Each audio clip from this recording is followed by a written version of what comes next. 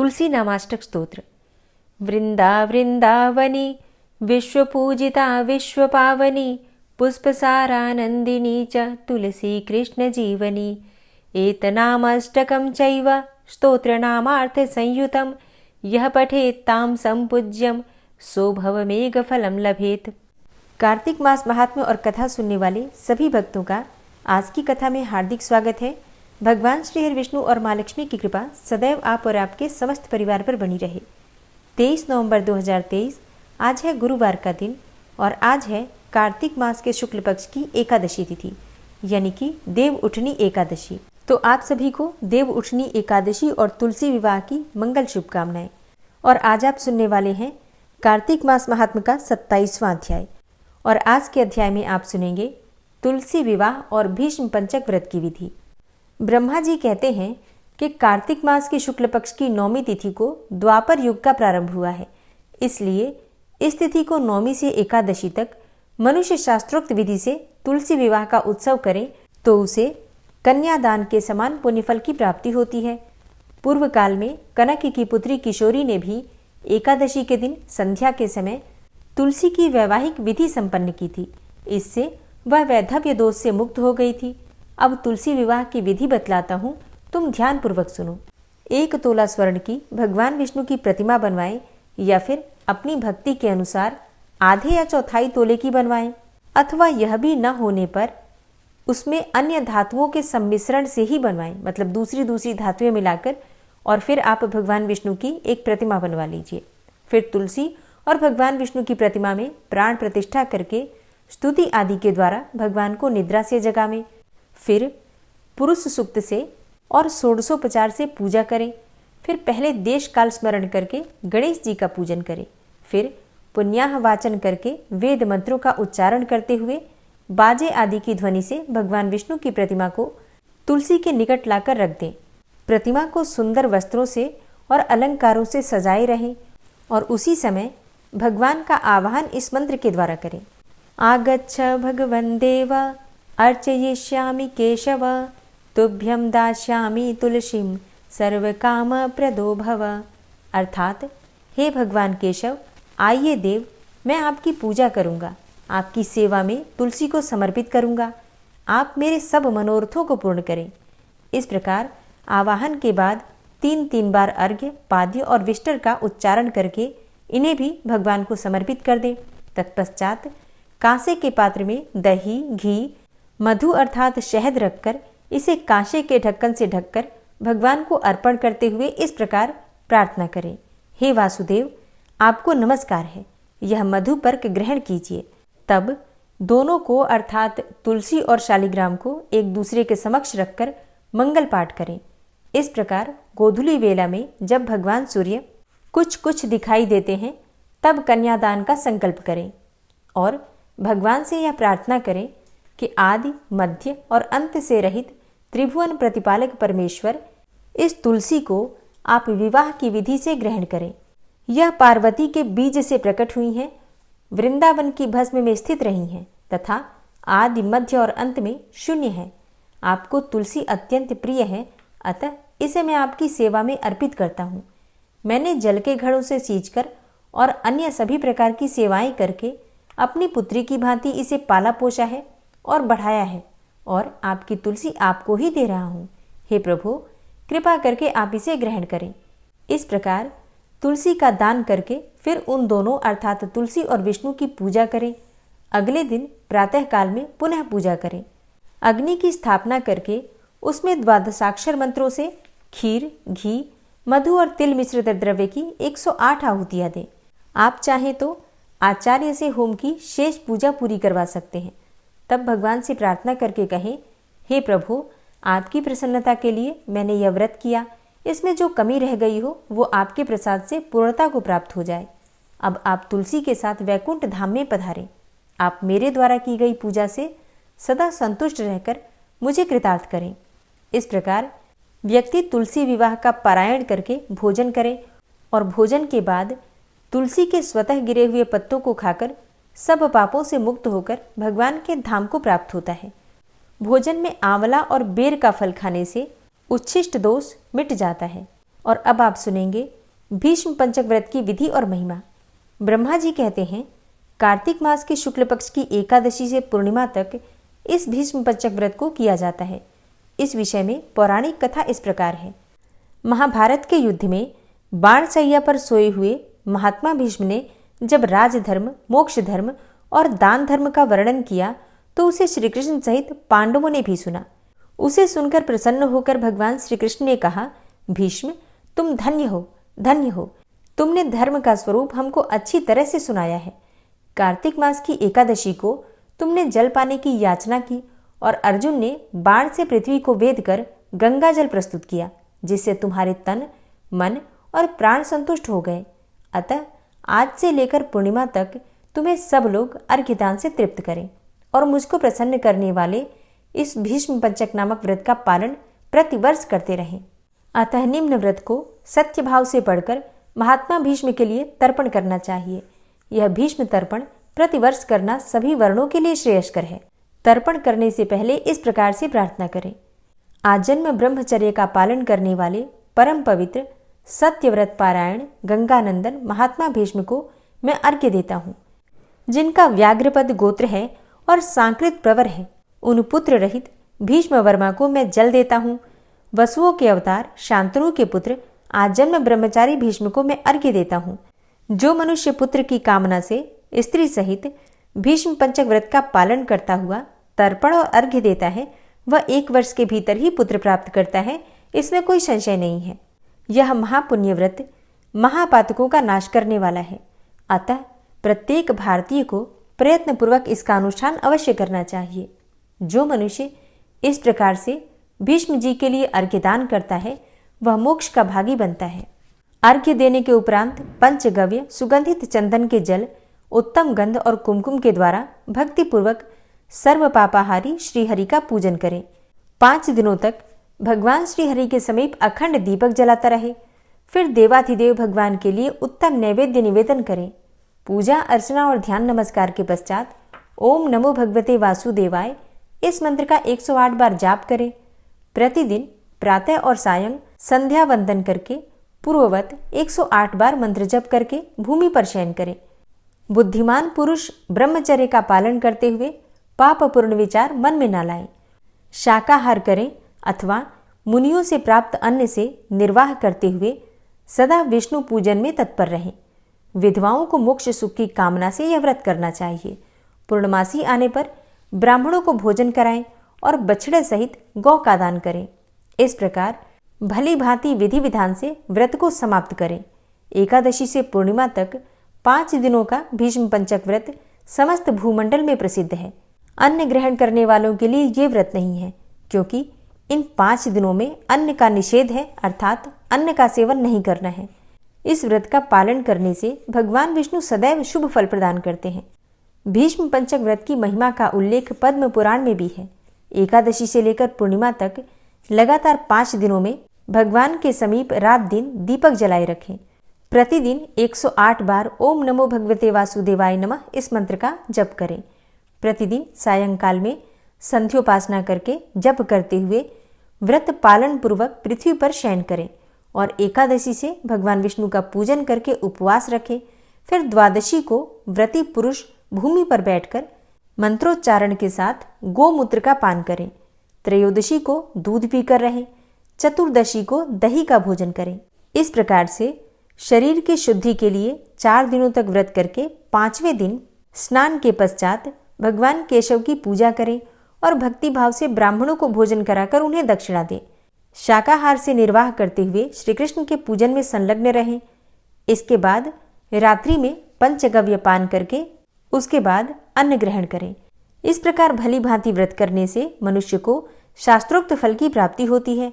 इस भीष्म पंचक व्रत का अनुष्ठान करने से प्राणी परम पद को प्राप्त करता है। यह व्रत आरोग्य और पुत्र प्रदान करने वाला तथा महापातकों का नाश करने वाला व्रत पद्म पुराण में बताया गया है। ओम क्लीम कृष्णाय नमः। कार्तिक मास महात्म का 27वां अध्याय समाप्त हुआ और अब आप सुनेंगे कार्तिक मास की कहानी। और कार्तिक मास की कहानी में आज आप सुनने वाले हैं भीष्म पंचक व्रत की कथा।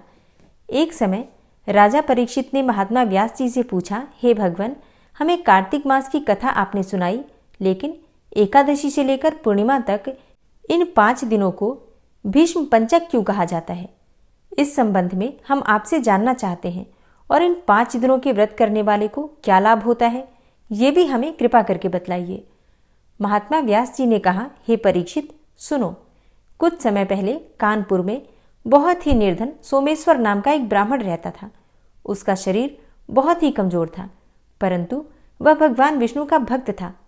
कार्तिक मास में वो रोज गंगा स्नान करता और भगवान विष्णु का पूजन करता। पर एक दिन वो शरीर से पीड़ित होते हुए भी गंगा स्नान करने गया, परंतु उससे घाटों की सीढ़ियां उतरी नहीं जाती थी। लेकिन किसी तरह उतरकर वह गंगा जी तक पहुंच ही गया और गंगा स्नान करके वहीं पर बैठकर संध्योपासना करने लगा। वहीं पर वृद्ध ब्राह्मण के रूप में भगवान अपने भक्त पर कृपा करने के लिए बैठे हुए थे। भगवान ने ब्राह्मण को बड़े कष्ट में देखकर पूछा, हे ब्राह्मण, तुम्हारी स्थिति तो स्नान करने की भी नहीं है, फिर भी तुम ऐसी अवस्था में स्नान करने के लिए आए हो, कहो क्या चाहते हो। भगवान के ऐसे वचन सुनकर वृद्ध ब्राह्मण ने कहा, हे भगवान, मैं बहुत गरीब ब्राह्मण हूँ, इसी से लोगों में अपमानित होता हूँ और तकलीफ पाता हूँ। इसी कारण मैं हमेशा परेशान रहता हूँ। यदि आप कोई उपाय बता सकते हो तो मैं आपकी अपने ऊपर दया समझूंगा। ब्राह्मण के ऐसे वचन सुनकर भगवान रूपी ब्राह्मण ने कहा, हे ब्राह्मण सुनो, यह कार्तिक का महीना चल रहा है। इसमें शुक्ल पक्ष की एकादशी से लेकर पूर्णिमा तक जो ये 5 दिन हैं, इनको भीष्म पंचक के नाम से पुकारा जाता है। इन 5 दिनों में तुम गंगा के पुत्र भीष्म की पूजा करो, महात्मा भीष्म को जल दान दो और गंध अक्षत पुष्प से उनका पूजन करो और भगवान विष्णु की पूजा तुलसी पुष्प आदि से करो। इससे तुम्हारा सब कष्ट दूर हो जाएगा और तुम अंत में विष्णु लोक में निवास करोगे। हे ब्राह्मण, महाभारत की लड़ाई में जब महात्मा भीष्म सरशैया पर लेटे हुए थे, उस वक्त अपने प्रिय अर्जुन को उन्होंने सब प्रकार का राजधर्म, व्यवहार धर्म, ज्ञान धर्म कहा था। उस समय अर्जुन के सखा कृष्ण वहीं पर थे। जब भीष्म से कृष्ण ने कहा कि हे पितामह, जो मनुष्य कार्तिक मास के शुक्ल पक्ष की एकादशी से लेकर पूर्णिमा तक तुम्हारे नाम से जल देगा और आपकी पूजा करेगा, वो पूजा मैं स्वीकार करूंगा और उसके सब कष्ट दूर करूंगा। अतः हे ब्राह्मण, तू इस भीष्म पंचक व्रत से महात्मा भीष्म का पूजन कर, इसके करने से तेरे सब कष्ट दूर हो जाएंगे। इसके बाद उस ब्राह्मण ने भीष्म पंचक का व्रत किया और सब सुखों को प्राप्त करता हुआ अंत में विष्णु लोक में गया। इसलिए कार्तिक मास में महात्मा भीष्म का व्रत भी अवश्य करना चाहिए। इससे सर्व आनंद प्राप्त होता है और अंत में विष्णु लोक की प्राप्ति होती है, मोक्ष की प्राप्ति होती है। तो प्रेम से बोलिए महात्मा भीष्म की जय, भगवान श्री कृष्ण की जय। कार्तिक मास के अंतिम 5 दिनों में एकादशी से पूर्णिमा तक इस कथा को जरूर सुनना चाहिए। तो आज से पूर्णिमा तक प्रतिदिन आपको कार्तिक मास की कहानी के साथ ही ये कथा भी जरूर सुनाई जाएगी।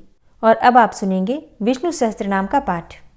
ओम विश्वं विष्णुर्वषट्कारो भूतभव्य भवत्प्रभु भूतकृत भूतभृद्भावो भूतात्मा भूतवाहन भूतात्मा परमात्मा च मुक्तानां परमागति अव्ययः पुरुषः साक्षी क्षेत्रज्ञो अक्षर एव च योगो योगविदां नेता प्रधान पुरुषेश्वरः नारसिंहवपुः श्रीमान् केशवः पुरुषोत्तमः सर्वः शर्वः शिवस्थाणुर्भूतादिर्निधिर्व्ययः संभवो भावनो भर्ता प्रभवः प्रभुरीश्वरः स्वयंभू शंभुरादित्यः पुष्कराक्षो महास्वनः अनादिनिधनो धाता विधाता धातुरुत्तमः अप्रमेयो ऋषिकेश पद्मनाभो अमरप्रभु विश्वकर्मा मनुस्त्वष्टा स्थविष्ठः स्थविरो ध्रुवः अग्राह्यः शाश्वतः कृष्णो लोहिताक्षः प्रतर्दनः प्रभूतस्त्रिककुब्धाम पवित्रं मङ्गलं परम् ईशानः प्राणदः प्राणो ज्येष्ठः श्रेष्ठः प्रजापति हिरण्यगर्भो भूगर्भो माधवो मधुसूदनः ईश्वरो विक्रमी धन्वी मेधावी विक्रमः क्रमः अनुत्तमो दुराधर्षः कृतज्ञः कृतिरात्मवान् सुरेशः शरणं शर्म विश्वरेताः प्रजाभवः अह संवत्सरो व्यालः प्रत्ययः सर्वदर्शनः अजः सर्वेश्वरः सिद्धः सिद्धे सर्वादिर्च्युतः वृषाकपिर्मेयात्मा सर्वयोगविनिश्रितः वसुर्वसुमनः सत्यः समात्मा संमितः समः अमोघः पुण्डरीकाक्षो वृषकर्मा वृषाकृतिः रुद्रो बहुशिरा बभ्रुर्विश्वयोनिः शुचिश्रवः अमृतः शाश्वतस्थाणुर्वरारोहो महातपः सर्वगः सर्वविद्भानुर्विश्वक्सेनो जनार्दनः वेदो वेदविद्व्यङ्गो वेदाङ्गो वेदवित्कविः लोकाध्यक्षः सुराध्यक्षो धर्माध्यक्षः कृताकृतः चतुरात्मा चतुर्व्यूहश्चतुर्द्रष्टश्चतुर्भुजः भ्राजिष्णुर्भोजनं भोक्ता सहिष्णुर्जगदाति च अनघो विजयो जेता विश्वयोनिः पुनर्वसु उपेन्द्रो वामनः प्रांशुर्मोघः शुचिरुर्जिता अतीन्द्रः संग्रहः सर्गो धृतात्मा नियमो यमः वेद्यो वैद्यः सदा योगी वीरः माधवो मधु अतीन्द्रियो महामायो महोत्साहो महाबलः महाबुद्धिर्महावीर्यो महाशक्तिर्महाद्युतिः अनिर्देश्य वपुः श्रीमान् मेयात्मा महाधृतिक् महिश्वासो महीभर्ता श्रीनिवासः सतां गति अनिरुद्धः सुरानन्दो गोविन्दो गोविन्दाम्पति मरीचिर्दमनो हंस सुपर्णो भुजगोत्तम हिरण्यनाभः सुतपा पद्मनाभः प्रजापति अमृत्यु सर्वदिक्सिंह संधाता सन्धिमानस्थिर अजो दूर्मर्षणः शास्ता विश्रुतात्मा सुरारिः गुरुर्गुरुतमो धाम सत्य सत्यपराक्रम निमिषो अनिमिषो श्रग्वी वाचस्पतिरुदारधि अग्रणिर्ग्रामणी श्रीमान् न्यायो नेता समीरण सहस्रमूर्धा विश्वात्मा सहस्राक्ष सहस्रपात् आवर्तनो निवृत्तात्मा संवृतः संप्रमर्दन अहसंवर्तको वह निर्निलोधरणीधरः सुप्रसादः प्रसन्नात्मा विश्वदृग्विशुभुग्विभु सत्कर्ता सत्कृतः साधु जहर्नुर्नारायणो नरः असंख्येयो अप्रमेयात्मा विशिष्टशिष्टकृच्छुवि सिद्धार्थ सिद्धसंकल्प सिद्धिदः सिद्धिसाधनः वृषाहि वृषभो विष्णुर्विष्पर्वा वृषोदरः वर्धनो वर्धमानश्च विविक्तः श्रुतिसागरः सुभुजो दूर्धरो वाग्मी महेन्द्रो वसुदो वसु नैकरूपो बृहद्रूप शिपिविष्टः प्रकाशनः ओजस्तेजो द्युतिधरः प्रकाशात्मा प्रतापनः रिद्धस्पष्टाक्षरो मन्त्रश्चन्द्रांशुर्भास्करदुतिः अमृतांशुद्भवो भानु शशबिन्दुः सुरेश्वरः औषधं जगतः सेतु सत्यधर्मपराक्रमः भूतभव्य भवन्नाथ पवनः पावनो नलः कामः कामकृत्कान्तः कामः कामप्रदः प्रभु युगादिकृद्युगावर्तो नैकमायो महाशनः अदृश्योऽव्यक्तरूपश्च सहस्रजितनन्तजित् इष्टो अविशिष्ट शिष्टेष्ट शिखण्डी नहुसो वृष क्रोधः क्रोधकृत्कर्ता विश्वबाहुर्महीधरः अच्युतः प्रतितः प्राणदो वासवानुजः अपां निधिर्धिष्ठानं प्रमत्तः प्रतिष्ठितः स्कन्दः स्कन्दधरो धूर्यो वरदो वायुवाहनः वासुदेवो बृहद्भानुरादिदेवः पुरन्दरः अशोकस्तारणस्तारः शूरः सौरिर्जनेश्वरः अनुकूलः शतावर्त पद्मी पद्मनिभेक्षणः पद्मनाभो अरविन्दाक्ष पद्मगर्भ शरीरभृत् महर्धिरिद्धो वृद्धात्मा महाक्षो गरुडाध्वजः अतुलः शरभो भीमो समयज्ञो हविर्हरि सर्वलक्षणलक्षण्यो लक्ष्मीवान् समितिञ्जयः वीक्षरो रोहितो मार्गो हेतुर्दामोदरः सह महीधरो महाभागो वेगवान् मिताशनः उद्भवः क्षोभणो देवः श्रीगर्भः परमेश्वरः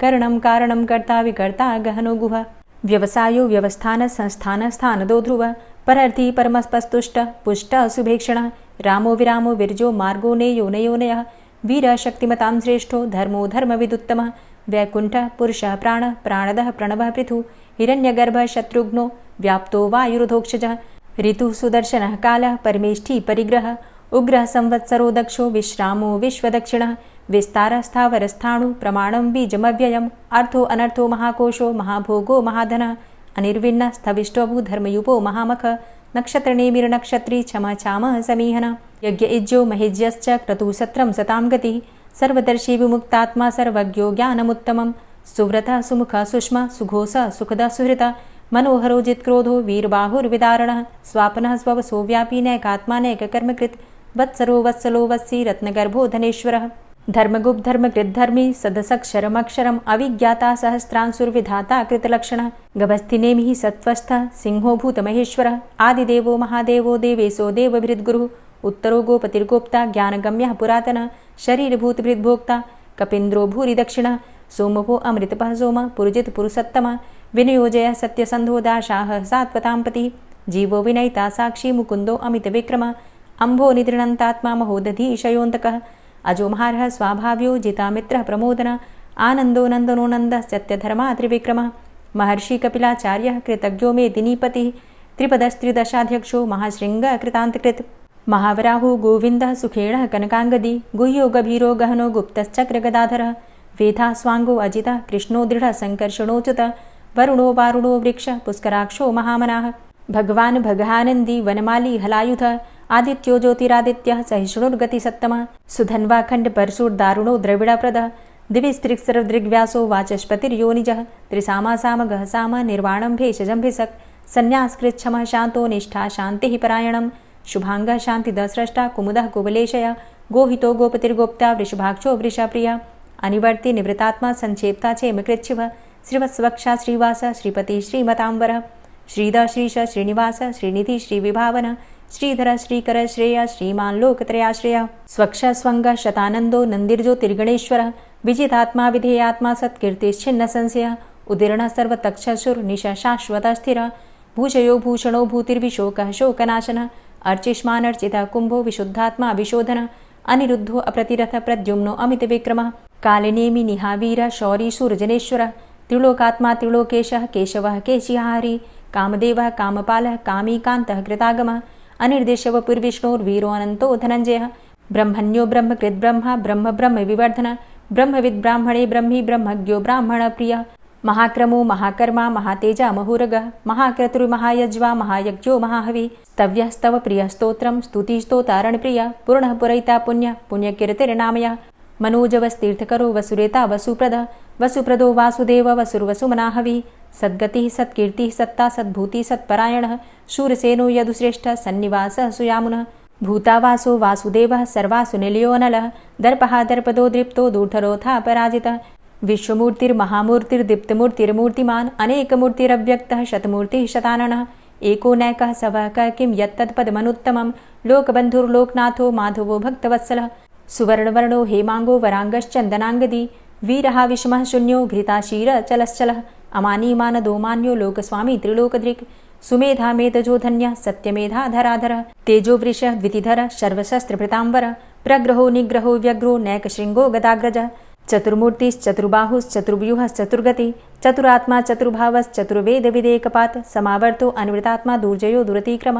दुर्लभो दुर्गमो दुर्गो दुरावासो दुरारिः शुभांगो लोकसारंगः सुतन्तुस्तन्तुवर्धन इंद्रकर्मा महाकर्मा कृतकर्मा कृतागमः उद्भवः सुन्दरः सुन्दो रत्ननाभः सुलोचनः अर्को वाजसनः शृङ्गी जयन्तः सर्वविजयी सुवर्णबिन्दुरक्षोभ्य सर्वभागीश्वरेश्वरः महाह्रदो महागर्तो महाभूतो महानिधि कुमुदः कुन्दरः कुन्दः पर्जन्यः पावनो नीलः अमृताशो अमृतवपुः सर्वज्ञः सर्वतोमुखः सुलभः सुव्रतः सिद्धः शत्रुजित् शत्रुतापनः न्यग्रोधो दुम्बरो अस्वस्थश्चाणुरान्ध्रनिषूदनः सहस्रार्चिः सप्तजिह्वः सप्तैधा सप्तवाहनः अमूर्तिरणघो अचिन्त्यो भयकृद्भयनाशनः अणुर्बृहत्कृशः स्थूलो गुणभृन्निर्गुणो महान् अधृतः स्वधृतः स्वास्य प्राग्वंशो वंशवर्धनः भारभृतिकथितो योगी योगी स सर्वकामद आश्रमश्रमण क्षाम सुपर्णो वायुवाहन धनुर्धरो धनुर्वेदो दण्डोदमयितादम अपराजितः सर्वसहो नियन्ता नियमो यमः सत्त्ववान् सात्विकः सत्य सत्यधर्मपरायण अभिप्रायः प्रियार्होरः प्रियकृत्प्रीतिवर्धनः विहाय सगतिर्ज्योति सुरुचिर्हुद्भुग्विभु रविर्विलोचनः सूर्य सविता रविलोचनः अनन्तो हुद्भुग्भोक्ता सुखदो नैकजोग्रज अनिर्विण्ण सदामर्षि लोकाधिष्ठानमद्भुतः सनात सनातन्तमः कपिलः कपिरप्यय स्वस्तिदा स्वस्तिकृत् स्वस्ति स्वस्तिभुक् स्वस्ति दक्षिणः रौद्रः कुण्डली चक्रे विक्रमयुर्जितशासनः शब्दातिगः शब्दशः शिशिरः शर्वरीकर अक्रूरः पेशलो दक्षो दक्षिणः क्षमिणाम्बर विद्वतमो वितभय पुण्यश्रवणकीर्तन उत्तारणो दुष्कृतिः पुण्यो दुःस्वप्ननाशन वीरः रक्षणः सन्तो जीवनः पर्यवस्थितः अनन्तरूपो अनन्तसृर्जितमन्युर्भयापः चतुरश्रो गभीरात्मा विदिशो व्यादिशो दिश अनादिर्भूर्भुवो लक्ष्मीः सुवीरो रुचिराङ्गद जननो जन्मादिर्भीमो भीमपराक्रम आधारनीलयोधाता पुष्पहासः प्रजागर ऊर्ध्वगः सत्पथाचारः प्राणदः प्रणमापण प्रमाणं प्राणनीलयः प्राणभृत् प्राणजीवनः तत्त्वं तत्त्वविदेकात्मा जन्ममृत्यु जरातिग पूर्वस्वस्तरुस्तार सविता प्रपितामह यज्ञो यज्ञपतिर्यज्वा यज्ञांगो यज्ञवाहन यज्ञभृद्यज्ञकृद्यज्ञ यज्ञभुग्यज्ञसाधन यज्ञान्तिकृद्यज्ञ गुह्यमन्यमन्नादेव च आत्मयोनिः स्वयं जातो वैखानः सामगायन देवकीनन्दन स्रष्टा क्षितिसः पापनाशन शङ्खभृन्नन्दकी चक्री शारङ्गधन्वा गदाधरः रथाङ्गपाणिरक्षोभ्य सर्वप्रहरणायुध ओम नमः इति। पंचभीखू की कथा। एक साहूकार के बेटे की बहू थी जो बहुत सुबह उठकर कार्तिक के महीने में रोजाना गंगा नहाने जाती थी और पराये पुरुष का मुंह नहीं देखती थी। एक राजा का लड़का था जो कि रोज गंगा नहाने जाता था।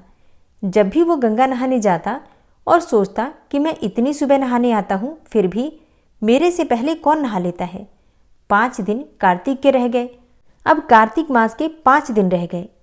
फिर उस दिन साहूकार की बहू तो नहाकर जा रही थी, उसी समय राजा का बेटा आ रहा था। खुड़का सुनकर वो जल्दी जल्दी जाने लगी और इस वजह से उसकी माला मोचड़ी टूट गई। राजा आया, उसने माला मोचड़ी देखी और सोचा कि जिसकी माला मोचड़ी इतनी सुंदर है तो इसे पहनने वाली कितनी सुंदर होगी। सारी नगरी में राजा ने हेलो फिरा दिया कि जिसकी ये माला मोचड़ी है वो मेरे पास 5 दिन आएगी, तब मैं उसकी माला मोचड़ी वापस दूंगा। साहूकार के बेटे की बहू ने कहलवा दिया कि मैं 5 दिन आऊंगी, पर किसी को साख भरने के लिए बिठा दियो। राजा ने गंगा जी पर बिछावन करके एक तोते को पिंजरे में टांग कर रख दिया। वो सुबह आई और पहली पैड़ी पर पैर रखकर बोली, हे कार्तिक के ठाकुर, राय दामोदर, पांचों पांडु, छठो नारायण, भीषम राजा, उस पापी को नींद आ जाए। मैं सत की हूं तो मेरा सत रखना। राजा को नींद आ गई और वो नहा धोकर जाने लगी तो तोते अर्थात सुवा से बोली कि सुवा सुवा सुवटा, गल घालूंगी हार, साख भरिए मेरा वीरा। सुवा बोला, ये कोई वीर भी साख भर सकता है? तब वो बोली कि सुवा सुवा सुवटा, पग घालूंगी नेवर, साख भरिए मेरा देवर। सुवा ने कहा, अच्छा भाभी, मैं साख भरूंगा। वो तो कहकर चली गई। राजा हड़बड़ा कर उठा। सुवा से पूछा कि सुवा सुवा वो आई थी, कैसी थी? सुवा बोला, आभा की सी बीजनी, होली की सी झल, केला की सी कामनी, गुलाब का सा रंग। राजा ने सोचा कि कल मैं अपनी उंगली चीर के बैठ जाऊंगा तो नींद नहीं आएगी। दूसरे दिन उंगली में चीरा डालकर बैठ गया। वो आई, उसने वैसे ही प्रार्थना करी, बस राजा को नींद आ गई। नहा के जाने लगी तो सुवा ने साख भरा दी। राजा ने उठते ही फिर सुवा से पूछा तो सुवा ने कल के जैसा ही जवाब दिया। उसने सोचा कल तो मैं आंख में मिर्च डालकर बैठ जाऊंगा। तीसरे दिन आंख में मिर्च डालकर बैठ गया। सारी रात हाय हाय करके बिताई। वो आई और उसने वैसे ही प्रार्थना की। राजा को फिर से नींद आ गई। वो नहाकर सुवा से साख भराकर चली गई। अब राजा ने सोचा कि कल तो मैं कांटों की सेज बिछाकर बैठूंगा। चौथे दिन वो कांटों की सेज पर बैठकर हाय हाय करता रहा, पर जब वो आई तो उसने प्रार्थना की और राजा को नींद आ गई। उसने सुवा से साख भरा ली और कहा कि उस पापी से कह दियो मेरे 5 दिन पूरे हो गए, अब मेरी माला मोचड़ी मेरे घर भेज देगा। राजा ने उठते ही सुवा से पूछा कि वो आई थी क्या? सुवा बोला, आई थी, अपनी माला मोचड़ी मंगाई है। थोड़े दिन के बाद राजा को कोढ़ निकल आया। त्राही त्राही पुकारने लगा। ब्राह्मण को बुलाकर पूछा कि सारे शरीर में जलन कैसे लग गई। ब्राह्मण बोला कि ये कोई पतिव्रता स्त्री का पाप धरा है जिससे लगी है। राजा ने पूछा कि अब कैसे ठीक होगा? ब्राह्मण बोला कि तुम उसको धर्म की बहन बनाओ और उसके नहाए हुए जल से नहाओगे तो तुम्हारा जलन कोढ़ ठीक हो जाएगा। अब राजा माला मोचड़ी लेकर उसके घर गया और साहूकार से बोला कि ये तेरी बहू गंगा पर भूल गई थी, ये उसे दे दो और कह देना कि अपने नहाए हुए जल से मुझे नहला दे। साहूकार बोला कि वो तो पराये पुरुष का मुंह ही नहीं देखती, तो इस नाली के नीचे बैठ जा, जब वो नहाएगी तो तेरे ऊपर पानी पड़ जाएगा। राजा नाली के नीचे बैठ गया और वो नहाया जल गिरने से उसकी काया कंचन सी हो गई। हे पंचभीखू देवता, जैसे साहूकार की बहू का सत रखा ऐसा सबका रखियो। कहते सुनते हुंकारा भरते हमारे सारे परिवार का रखियो। प्रेम से बोलिए कार्तिक के ठाकुर राय दामोदर की जय। और अब आप सुनेंगे श्री तुलसी चालीसा। श्री तुलसी महारानी करो विनय सिरनाय, जो मम हो संकट विकट दीजे मात नशाय। नमो नमो तुलसी महारानी, महिमा अमित न जाए बखानी। दियो विष्णु तुमको सन्माना, जग में छायो सुयस महाना। विष्णु प्रिया जय जयति भवानी, तिहु लोक की हो सुख खानी। भगवत पूजा करे जो कोई, बिना तुम्हारे सफल न होई। जिन घर तव नहीं होय निवासा, उस घर कर ही विष्णु नहीं बासा। करें सदा जो तव नित सुमिरन, तेहि के काज होय सब पूरन। कार्तिक मास महात्म तुम्हारा, ताको जानत सब संसारा। तव पूजन जो करे कुंवारी, पावे सुंदर वर सुकुमारी। करे जो पूजा नित प्रति नारी, सुख संपत्ति से होय सुखारी। वृद्धा नारी करे जो पूजन, मिले भक्ति होवे पुलकित मन। श्रद्धा से पूजे जो कोई, भवनिधि से तर जावे सोई। कथा भागवत यज्ञ करावे, तुम बिन नहीं सफलता पावे। छायो तब प्रताप जग भारी, ध्यावत तुम्हीं सकल चित धारी। तुम्ही मात यंत्रन तंत्रन में, सकल काज सिद्धि होवे क्षण में। औषधि रूप आप हो माता, सब जग में तव यश विख्याता। देव ऋषि मुनि और तपधारी करत सदा तव जय जयकारी। वेद पुराणन तव यश गाया महिमा अगम पार नहीं पाया। नमो नमो जय जय सुख कारणी नमो नमो जय दुख निवारणी। नमो नमो सुख संपत्ति देनी नमो नमो अघ काटन चेनी। नमो नमो भक्तन दुख हरणी नमो नमो दुष्टन मद छेनी। नमो नमो भव पार उतारणी नमो नमो परलोक सुधारणी। नमो नमो निज भक्त उबारणी नमो नमो जन काज सवारणी। नमो नमो जय कुमति नशावनी नमो नमो सब सुख उपजावनी। जयति जयति जय तुलसी माई ध्याऊं तुमको शीश नवाई। निज जन जानी मोहि अपनाओ बिगड़े कारज आप बनाओ। करूं विनय मैं मात तुम्हारी पूर्ण आशा करहु हमारी। शरण चरण कर जोरी मनाऊं निश दिन तेरे ही गुण गाऊं। करहु मात अब मो पर दाया निर्मल होए सकल मम काया। मांगू मातु यही बर दीजे सकल मनोरथ पूर्ण कीजे। जानू नहीं कछु नेम आचारा क्षमहु मातु अपराध हमारा। 12 मास करे जो पूजा तासम जग में और नहीं दूजा। प्रथम ही गंगा जल मंगवावे फिर सुंदर स्नान करावे। चंदन अक्षत पुष्प चढ़ावे धूप दीप नैवेद्य लगावे। करें आचमन गंगा जल से ध्यान करे हृदय निर्मल से। पाठ करे फिर 40 की स्तुति करे मात तुलसा की। यह विधि पूजा करे हमेशा ताके तन नहीं रहे कलेशा। करे मास कार्तिक का साधन सोवे नित पवित्र हुई जाहि। है यह कथा महासुखदाई पढ़े सुने सो भव तर जाई। यह श्री तुलसी 40 पाठ करे जो कोय। गोविंद सो फल पावही जो मन इच्छा होय। तुलसी 40 संपूर्ण। और अब आप सुनेंगे तुलसी महारानी की आरती। तुलसी महारानी नमो नमो हरि की पटरानी नमो नमो। तुलसी महारानी नमो नमो हरि की पटरानी नमो नमो।